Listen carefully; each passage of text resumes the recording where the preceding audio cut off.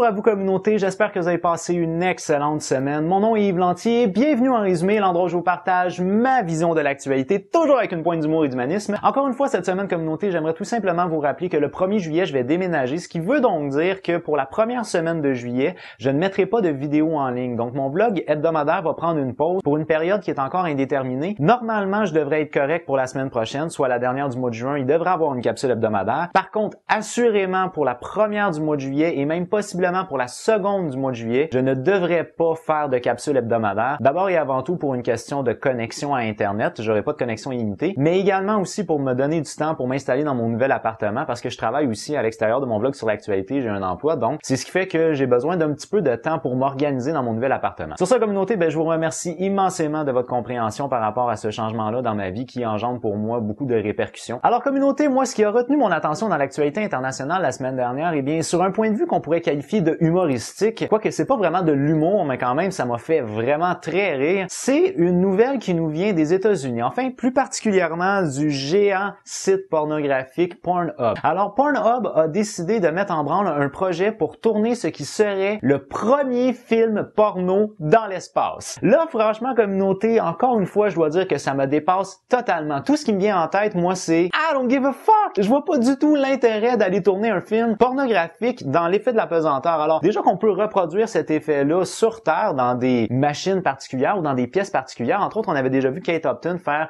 un photoshoot où elle était dans l'effet de la pesanteur et que...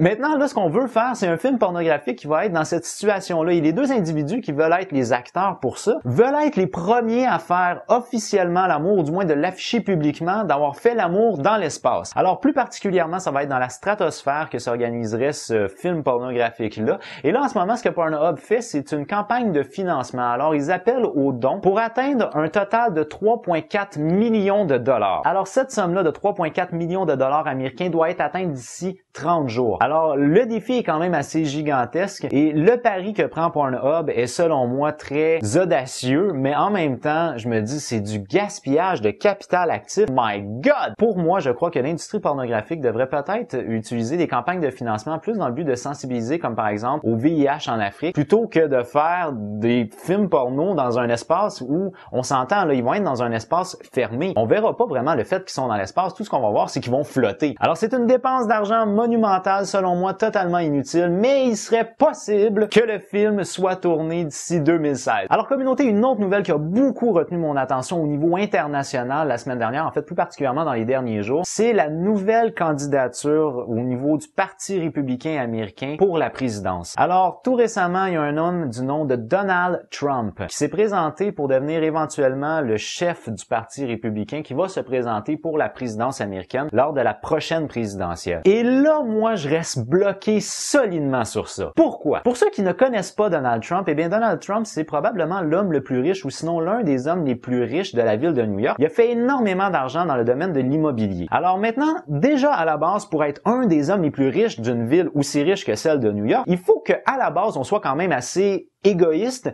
et il faut qu'à la base on ait écrasé d'autres personnes pour avoir du capital. Alors déjà là, en partant, je ne trippe pas particulièrement sur ce genre de personnage-là pour la présidence américaine. Ajoutez à ça également le fait que cet homme-là met en grosses lettres son nom sur les tours qu'il fait construire. Alors on appelle ça les Trump Tower. Mais vous allez voir en gros son nom de famille affiché devant la tour. Selon moi, ça c'est un signe de narcissisme quand même assez avancé. Et on va ajouter à ça que cet homme-là a été connu du grand public beaucoup par sa télé-réalité dans laquelle il s'amusait à dire « You're fire !» Alors, il s'amusait à renvoyer des gens dans sa télé-réalité et ce qui a vraiment fait le nom, qui a été la citation la plus souvent reprise de cette télé-réalité-là, c'est le fameux « You're fire », donc vous êtes renvoyé. J'en comprends donc qu'on a un nouveau candidat républicain qui est probablement un homme très égoïste, très narcissique et qui s'amuse à mettre des gens au chômage. Est-ce que c'est ça que vous voulez pour président? Alors moi, je suis totalement dépassé par ça et je suis content de voir que je ne suis pas pas le seul à être dépassé par ça. Alors l'artiste canadien Neil Young qui a fait une chanson très populaire qui est Keep on Rocking in a Free World. Cette chanson-là a été jouée lors de l'entrée de Donald Trump quand il est venu annoncer sa candidature pour la présidence. Et là, l'artiste canadien a dit que jamais, au grand jamais, M.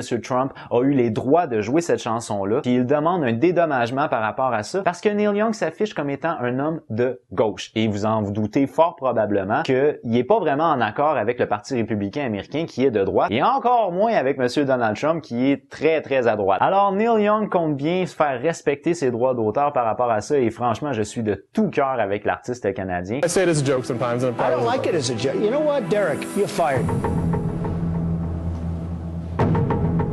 I think that is so stupid for you to say, you're fired. Okay. Go. All right.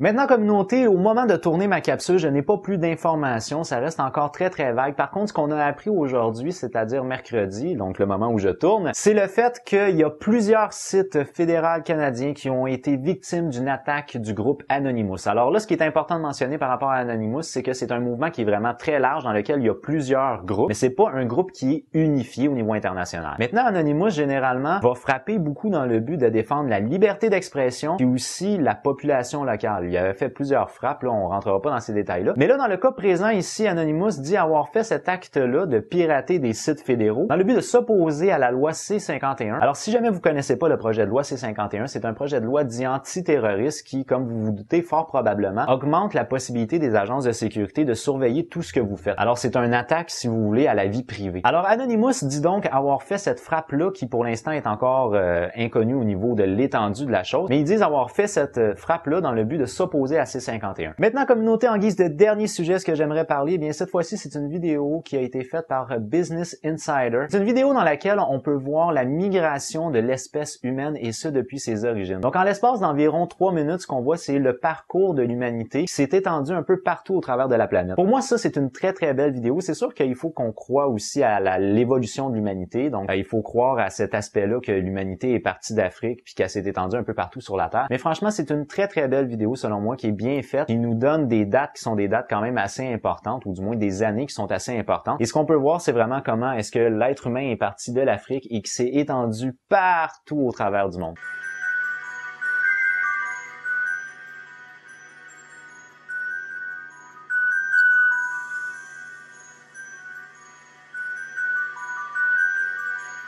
Alors, je vous propose d'aller voir cette vidéo-là. Comme toujours, le lien va être dans la description juste en dessous. Sur ce, communauté, pour moi, c'est déjà tout pour cette semaine. Je vous remercie immensément d'avoir regardé ma vidéo. Si jamais vous l'avez aimé, n'oubliez pas de donner un petit j'aime. Si vous l'avez vraiment aimé, vous pouvez bien entendu la partager. Ça me fait toujours plaisir d'accueillir de nouveaux abonnés. Sur ce, communauté, moi, je vous dis à jeudi prochain, pratiquement assurément. J'ai déjà hâte de vous voir, as always, with love. Bye bye!